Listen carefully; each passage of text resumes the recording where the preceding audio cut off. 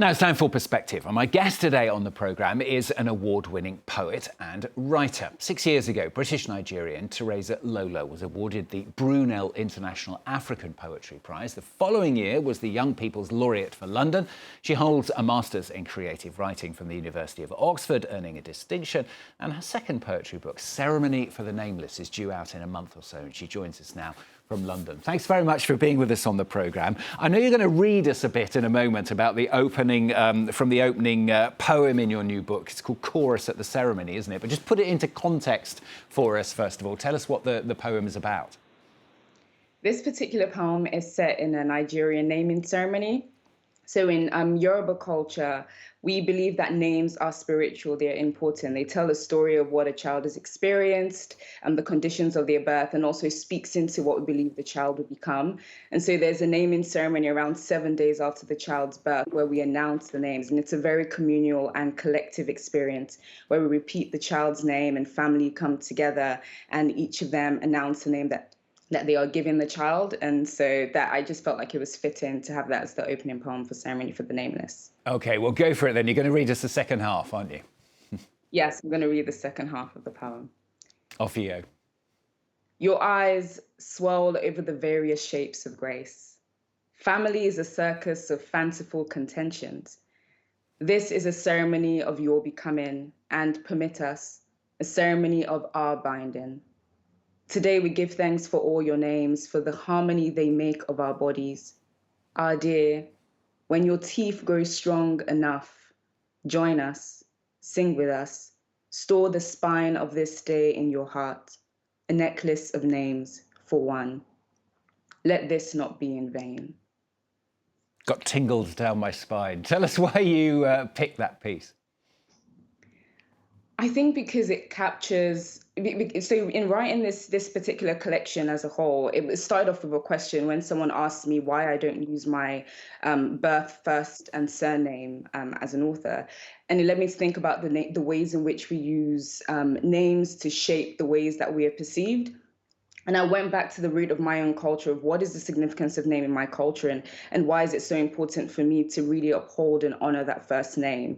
And so this particular poem captures that community. Yoruba culture and Nigerian culture is very much about family and roots and your origins. And so I think this poem captured all the things that I love about my culture. And also when a child is born, it's a very, I mean, everyone's excited about the birth of a child and just that joy that comes with it and that intentionality with naming a child. And because the book is concerned with naming, I wanted to start off with something that was intentional to show what the book was, what the book would cover. I mean, it's great, isn't it, that you've managed to come up with so many. I just had a very quick look. There must be over 30 poems in here. I mean, how did you manage to think up so many different ideas and thoughts on the one theme? I think you start off with one thing, which is a foundation. So the foundation was that question, and also thinking about the role of naming in my culture, but thinking broadly through history, how humans have used names and naming systems to capture our existence and contextualize ourselves.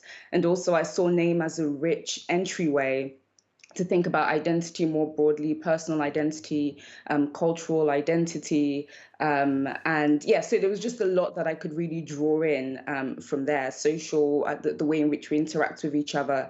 And names is something that we use in our everyday lives to shape our experiences. It's kind of a condition that we exist in. No one can exist without a name. So yeah, there was a lot that I could draw in there, especially thinking about my British Nigerian existence, but more broadly about the ways in which we use names to exercise power and liberation. It's kind of like a personal tool, but also it gives room for national identity to trace national, political, and cultural identity. So there was a lot I could draw in from there. I could tell now where you got all the ideas. Where does this come from in you? Because you graduated in accounting, didn't you? I mean, it's a bit of a change of direction.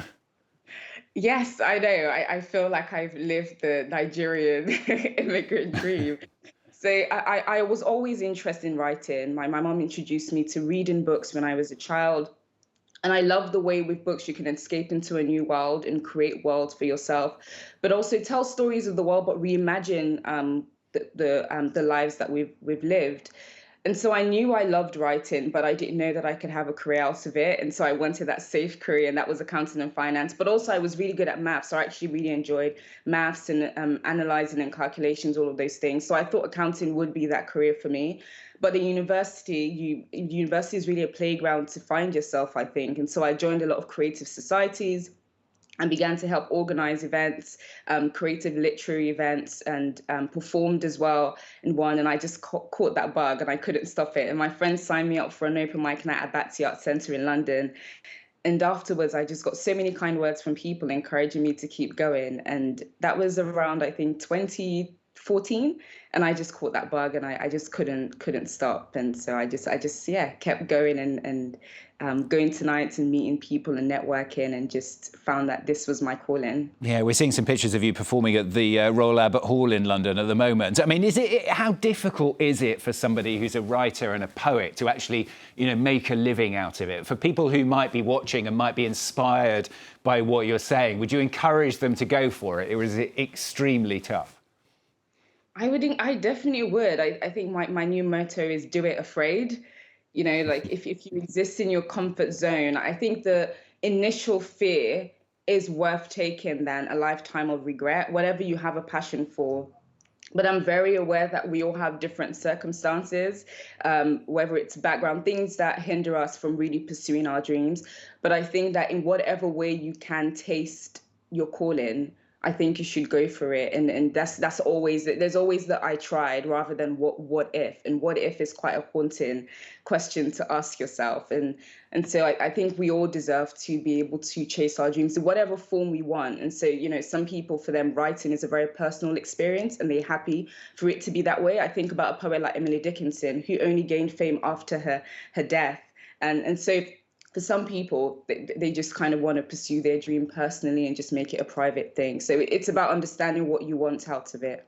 I mean, it's certainly worked for you, hasn't it? I was reading a couple of reviews from fellow writers and poets saying relentlessly inventive, often stunning. What a joy to see a new sun rising in the poetic sky. I mean, what's it like when you read that kind of thing from fellow writers and poets about your own work? Oh gosh, it's such a delight. I mean, that quote about what a joy to see a new sun in the poetic sky, that was Nikki Giovanni. And I probably screamed like, oh my gosh, Nikki Giovanni thinks my work it's just, it really was a delight. And I think writing is it's such a personal experience, and it's quite vulnerable. And not just writing, but when you create work in your own private space, and the moment you give it out to the world, it becomes the world, and they can find their own selves in the work. I mean, when you write, I would say you create holes in your work because you want to give space for people to find themselves and discover themselves. And so when people are able to read your work and feel like this is something that is worth sharing with others, that is my job done, because I haven't written it just for myself. I've written it for other people. And so, yeah, that is kind of like high praise, especially from your peers as well, people that you respect. So it definitely was it definitely heightened and lightened my mood. Well, it's lovely to have such inspiration on the programme today. Thanks very much for joining us. Theresa Lola joining us there from London. The book coming out very shortly called Ceremony for the Nameless. So if you're into poetry and you fancy hearing more of Theresa's work, you know now what to look for. Thanks very much once again. Thank you.